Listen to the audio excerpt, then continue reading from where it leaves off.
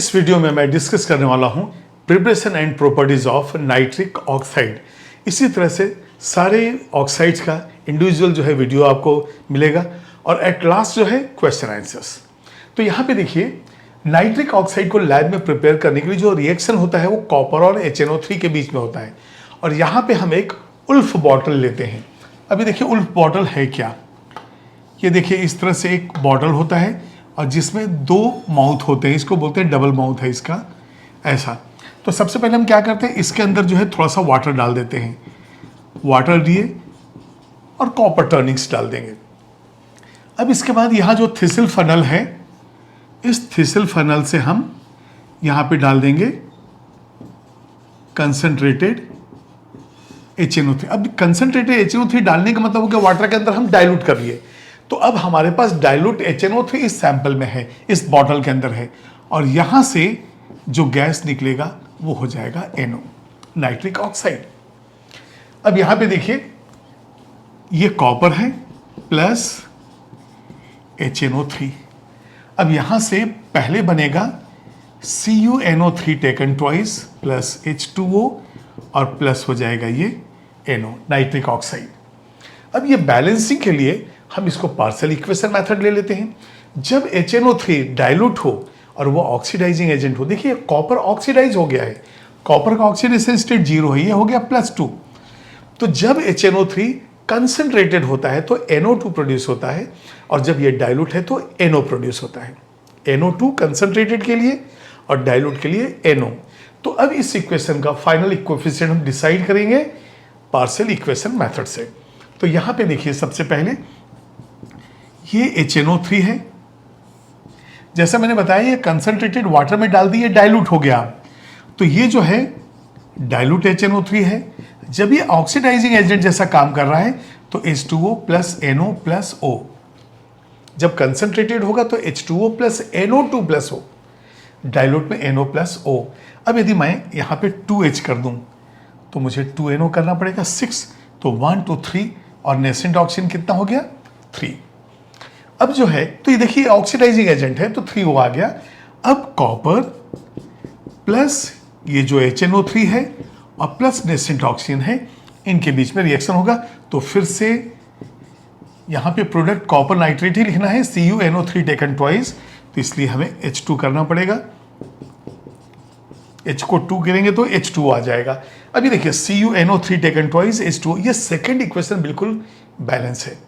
अब second equation balance है तो यहाँ पे हमें क्या करना है, फर्स्ट इक्वेशन में 3O है और सेकेंड में सिर्फ 1O है, तो हमें मल्टीप्लाई करना पड़ेगा, किससे करना पड़ेगा 3 से। तो अब हम यहाँ पे 3 का मल्टीप्लाई कर देते हैं। 3 ये कितना हो जाएगा 6 3 3, सेकेंड इक्वेशन बैलेंस था उसमें 3 का हमने मल्टीप्लाई कर दिया। अब ये देखिए 3O विल गेट कैंसल्ड। तो अब हमारे पास फाइनल इक्वेशन क्या आएगा, 3Cu प्लस 6 and 2 8 HNO3 है, और यहां से 3CuNO3 टेकन ट्वाइस, और वाटर कितना हो जाएगा 3 and 1 4 H2O प्लस 2 NO। ये जो है फाइनल इक्वेशन है। इसका मतलब यहाँ पे हमको लिखना पड़ेगा 3 8 HNO3, 3 वाटर जो है 4 है और NO 2 है। लेकिन ये इक्वेशन को बैलेंस करने में आपको टाइम लगेगा, तो इसलिए जो आप यदि पार्शियल इक्वेशन लिख लेंगे तो कम से कम चांसेस कम है कि कोई मिस्टेक हो। तो इस तरह से जो है ये NO बनता है इस प्रोसेस के अंदर। अब जो लैब प्रिपरेशन में जो NO हमें मिला है, इस NO के साथ दो गैसेस का इम्प्यूरिटी है, N2O और NO2।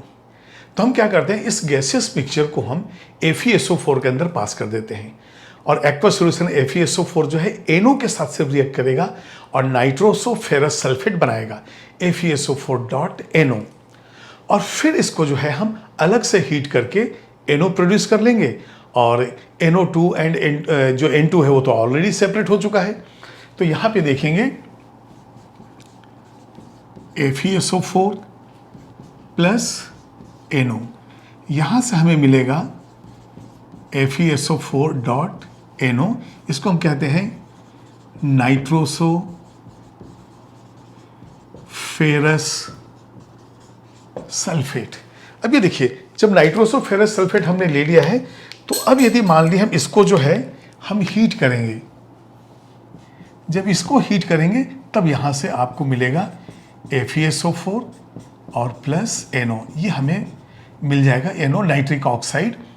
तो यहाँ पे ये नाइट्रिक ऑक्साइड हमारा प्रोडक्ट है, और ये जो है ये ब्राउन कलर का है, ये जो है ये ब्राउन कलर का है, ठीक है।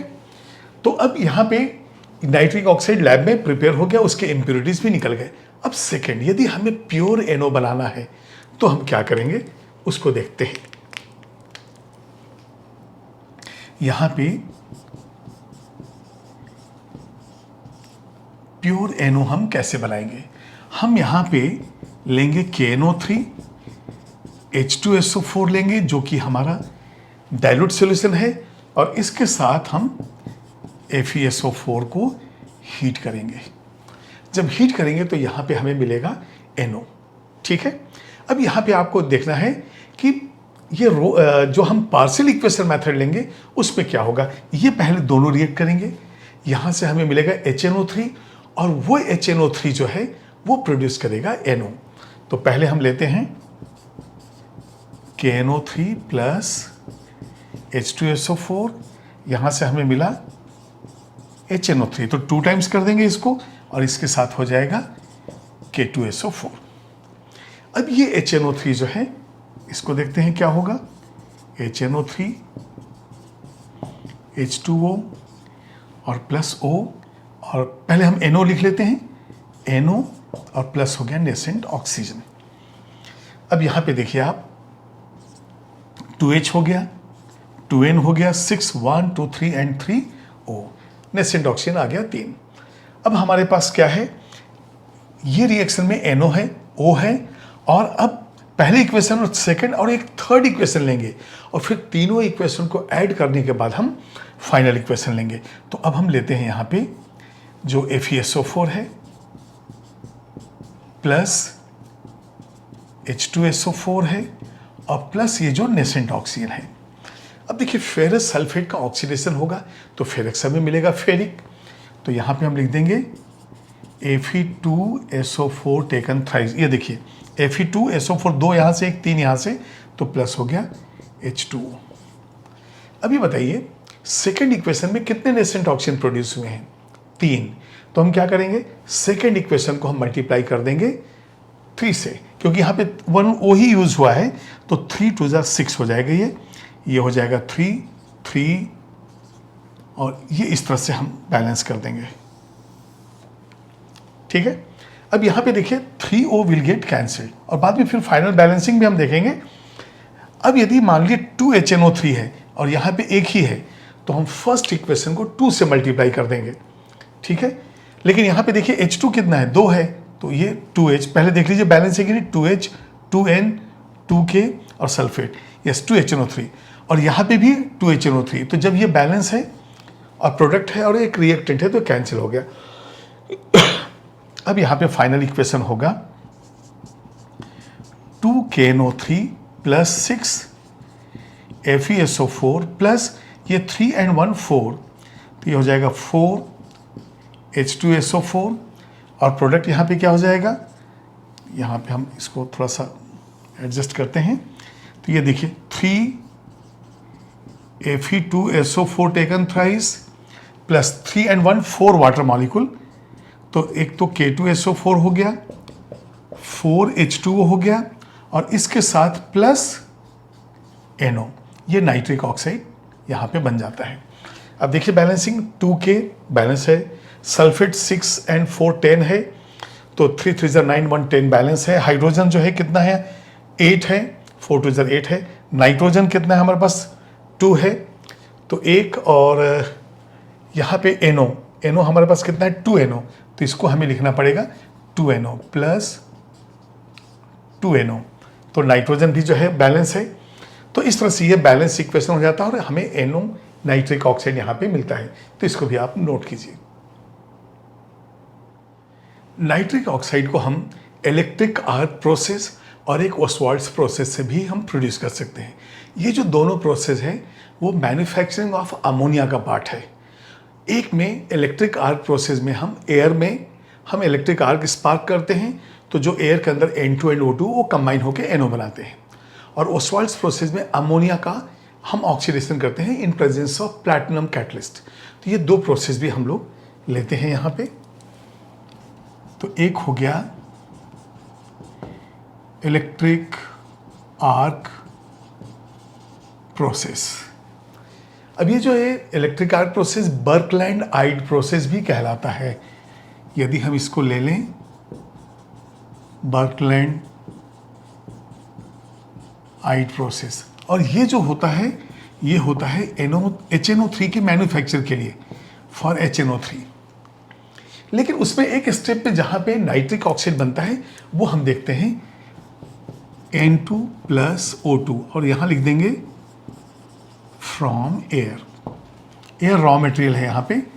और यहाँ पे जो हम इसको इलेक्ट्रिक आर्क लिख रहे हैं, इलेक्ट्रिक आर्क, तो टेम्परेचर तो बहुत ज़्यादा है, 2000 से भी ज़्यादा है। यहाँ पे प्रोडक्ट बनेगा NO, नाइट्रिक ऑक्साइड।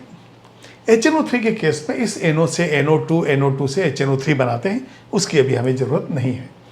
तो ये इलेक्ट्रिक आर्क प्रोसेस हो गया। इसी तरह से एक और है हमारे पास, ओस्वाल्ड्स प्रोसेस। इंडिविजुअली इन प्रोसेस के बारे में आपको बताऊंगा जब मैं HNO3 के बारे में डिस्कस करूंगा। तो अभी देखिए, ओस्वाल्ड प्रोसेस में हम ऑक्सीडेशन ऑफ अमोनिया लेते हैं। तो यहाँ लिख सकते हैं ऑक्सीडेशन ऑफ अमोनिया। अब यहाँ पे देखिए आप, ये NH3 हो गया। अब ऑक्सीजन हमने लिया, एयर सप्लाई, ऑक्सीजन का जो है सप्लाई किया। प्लैटिनम यहाँ पे कैटलिस्ट है, प्लैटिनम, और 750 डिग्री सेल्सियस टेम्परेचर और 6 एटमॉस्फेयर यहाँ पे प्रेशर होता है। ये अप्रॉक्सीमेट वैल्यू है, सम डिविएशन कुछ वैल्यूज़ में अलग अलग बुक्स में हो सकते हैं। तो इसका मतलब टेम्परेचर जो है और प्रेशर का ये रेंज है। यहाँ से बनेगा NO और फिर बनेगा H2O। तो यहाँ पे मैं बैलेंस कर देता हूँ, 4 3 12, 6 4 5 2 10, यहाँ पे या इस तरह से हम बैलेंस कर लेंगे। तो ये नाइट्रिक ऑक्साइड के प्रिपरेशंस हो गए। अब हम इसके देखेंगे कि कौन कौन से प्रॉपर्टीज़ हैं और कुछ इंपॉर्टेंट केमिकल रिएक्शंस भी देखेंगे।